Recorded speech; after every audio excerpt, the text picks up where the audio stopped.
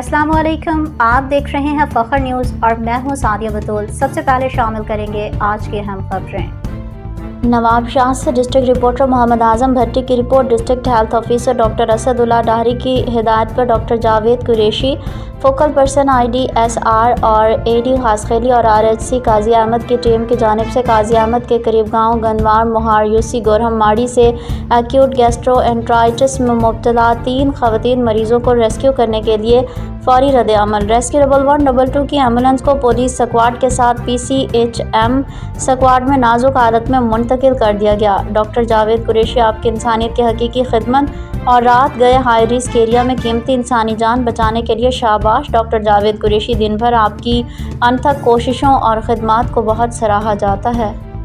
नाजरीन, नवाब शाह से district reporter Mohammad Azam Bhatti की रिपोर्ट देखिए। मुरखा 11 जुलाई 2025 को doctor Moinuddin hall DHO office SBA में माहाना कारकर्दगी का जायज़ा इजलास मुनाकिद हुआ, जिसकी सदारत मोहतरम DHO SBA doctor Asadullah Dahri ने की और THQ ADHOs और RHCs के MS इंचार्जेस, PPHI के नुमाइंदे, PHI के नुमाइंदे, प्राइवेट NGOs के नुमाइंदे और FPME के तमाम प्रोग्रामों ने शिरकत की। DHIS को कोऑर्डिनेटर डॉक्टर जावेद अहमद कुरैशी ने मीटिंग पेश की।